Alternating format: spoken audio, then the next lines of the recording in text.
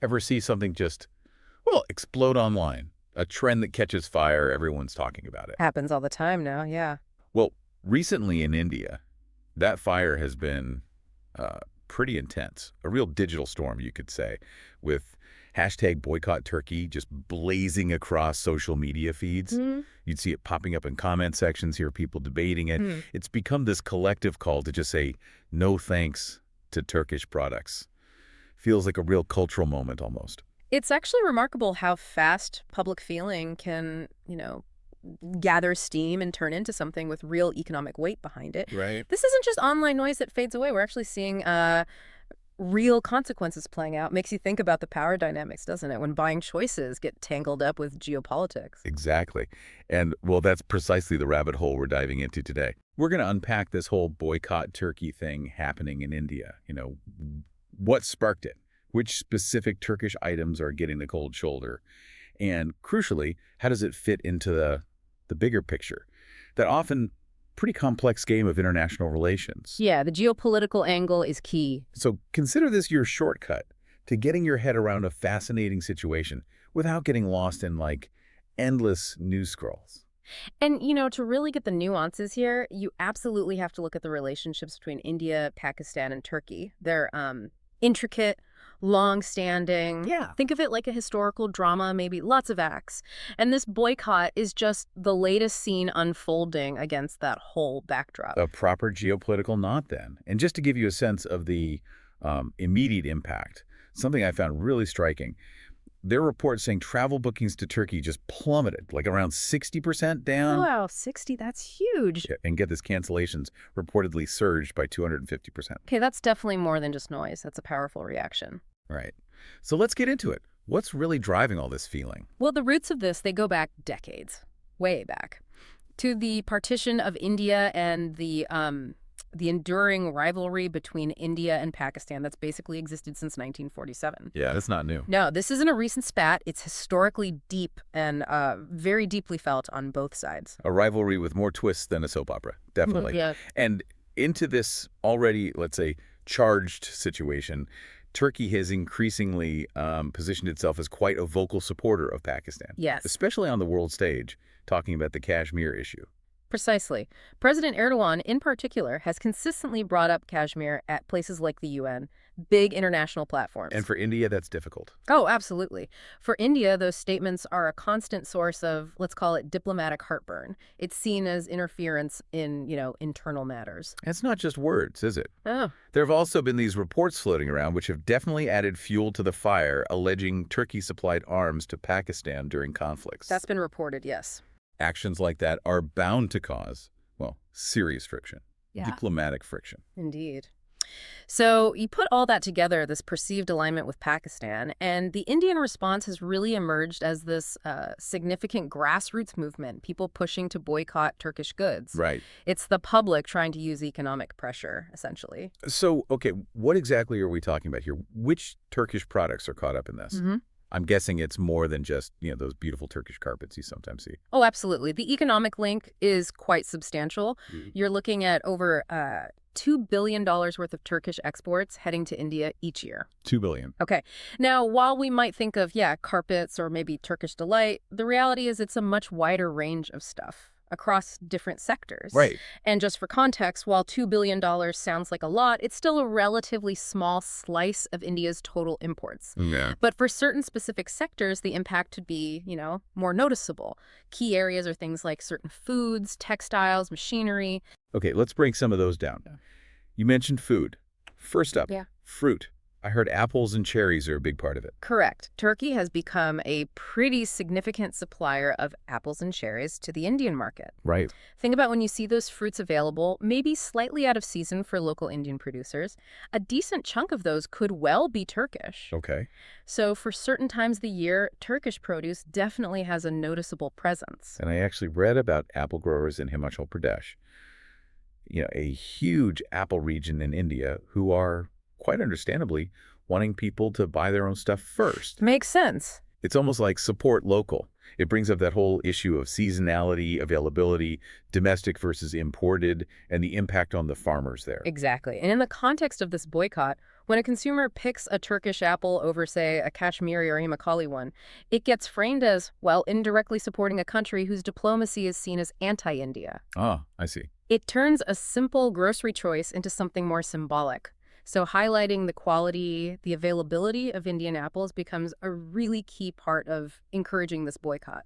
That makes total sense. It's a very direct way people feel they can, act on these feelings. Okay, moving on within food and drinks. Turkish Delight, I imagine. That iconic sweet. Maybe olive oil, too. Spot on. Turkey's food exports are quite diverse. Turkish Delight, or lokum as it's known, with its unique taste and texture, yeah, that's definitely one. It often has that slightly premium, special occasion feel. It does feel a bit fancy, doesn't it? Mm-hmm. But like you said, every purchase, no matter how small it seems, adds up. It goes into the Turkish economy. Indeed.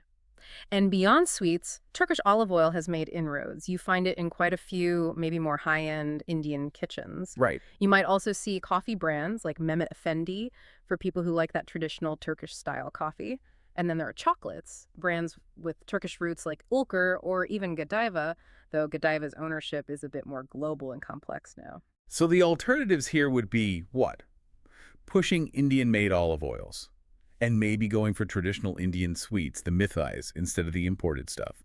Like back to Son Papdi, maybe. That's exactly the narrative. Promote the switch. Indian olive oil, local sweets. It becomes a kind of patriotic consumerism, making conscious choices to back domestic products because of the boycott call. Okay, from the kitchen. Let's talk appliances. Brands like Beko, Arçelik, Vestel were mentioned. They've certainly become more visible here, haven't they? Yes, they have. These Turkish companies have carved out a noticeable space in India. They offer a whole range of home electronics, fridges, washing machines, you name it, often at prices that are quite attractive to consumers. Yeah, the price point is often good. That competitive pricing has definitely helped them gain market share. And the core argument from the boycott perspective is, again, choosing these brands, even if they're cheaper, indirectly helps Turkey's economy. Correct. So the suggested alternative is look at established Indian brands. Yeah. Think Godrej, think Voltus. Right, familiar names. Exactly. Companies with a long history of manufacturing in India, creating local jobs, contributing to the Indian economy. The push is to support those guys instead. Okay, now, fashion. That's a big one, especially with online trends and younger shoppers. Yeah. Brands like Trendy, Coton, LC Waikiki, they're pretty popular, right? Especially online. Oh, absolutely. These Turkish fashion retailers, they've built up quite a following in India. Gen Z, in particular, seems drawn to their styles, the fast fashion model, the accessible prices. And they're easy to find online. Very easy. Through major platforms like Myntra, AJIO, those have become really key ways for these brands to reach Indian consumers. And this is where we saw a really direct hit from the boycott, didn't we? Yeah. Myntra and AJIO reportedly pulled these Turkish brands. Yes, that was widely reported. That's a very concrete action. Shows how much influence public opinion can have on these big platforms. Yeah. Really makes you think about how responsive e-commerce has to be to social pressures now. It's a powerful example, yeah. How consumer feelings can directly shape business decisions, platform policies. And the reasoning behind it connects buying, say, a Turkish top to maybe funding a country seen as backing Pakistan. So for the fashion-forward folks who support the boycott, the alternative is look local. Yeah. Indian brands. Precisely. Brands like Alan Solly or Forbindia get highlighted as stylish, often ethically sound choices that, crucially, don't come with that geopolitical baggage right now. The focus shifts to backing Indian design, Indian manufacturing. Got it. Lastly, there was that slightly mixed bag category, other odds and ends. Include things like marbles, carpets. Feels a bit less obvious for the average shopper. You're right, it's a more varied group. But Turkey is a major exporter of marble and carpets globally, and India is a market for that. Okay. There were even specific reports about marble traders in Udaipur, a city famous for its own marble, deciding to boycott Turkish marble imports. Really? Even in Udaipur? Yeah, it shows how deep the sentiment went in some business circles. This category also includes things like soutache, dairy products, Dimes juices, even construction materials from companies like Yüksel and Schott. Wow, it's quite eye-opening, the range of products. You might not think twice about where your building materials come from, usually. But it really underlines how seriously some parts of the Indian business world are taking this. It truly does. It shows the depth and the reach of the boycott feeling. Well, the average person might not be checking the origin label on everything. No. The decisions by traders, by businesses, they reflect a significant shift in imports. The suggestion then becomes, for instance, choose Indian marble if you're renovating. Okay, so let's pull back again to that bigger picture. Mm-mm. We're talking about a significant trade relationship here, over $2 billion in exports to India alone.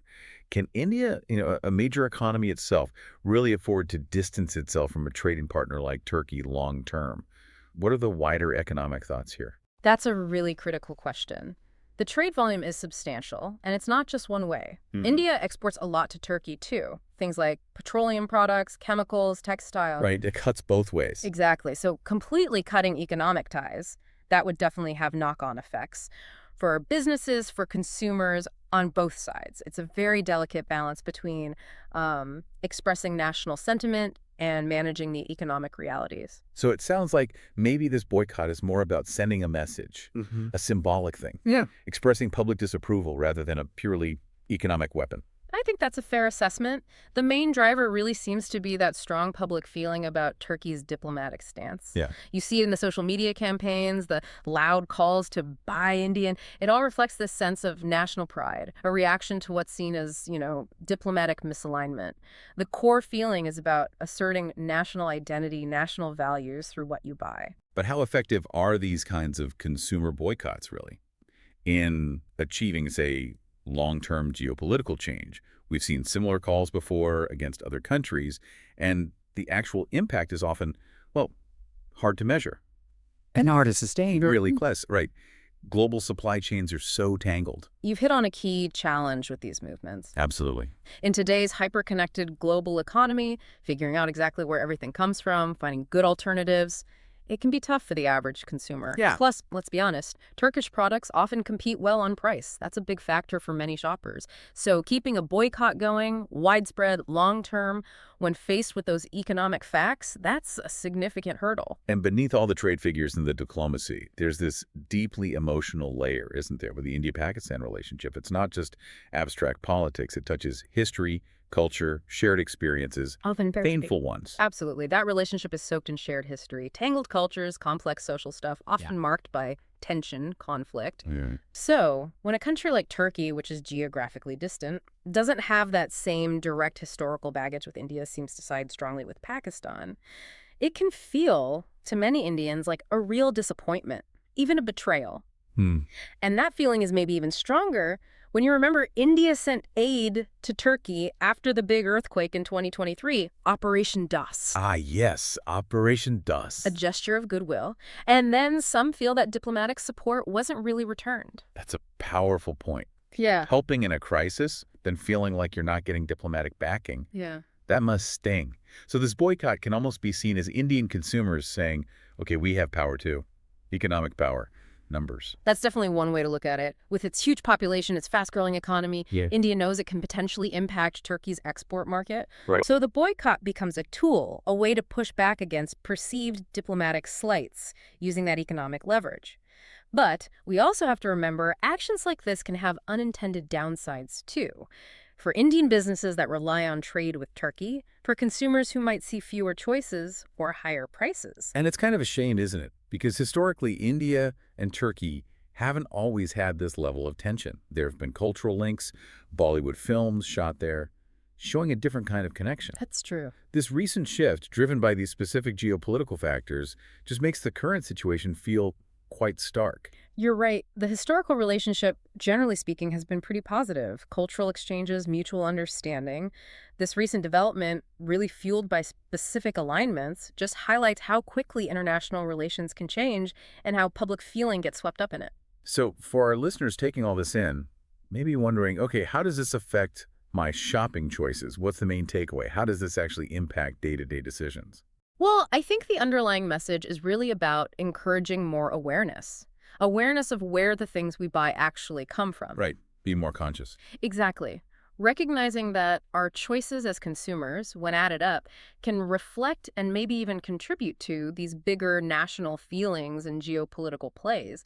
For people who feel strongly about the boycott, it means actively looking for and supporting made-in-India products, being aware of Indian alternatives across, all sorts of categories. Okay, so wrapping it up, Mm-hmm. this boycott turkey movement in India, it's definitely not just some fleeting hashtag. It's got deep roots in that complex India-Pakistan dynamic. It touches a surprisingly broad range of everyday goods, and it's really powered by this potent mix of economic thinking and strong national feeling. Precisely put. It's a really compelling example of how national pride, diplomatic principles, economic factors, how they can all come together and show up in the simple, everyday decisions people make when they shop.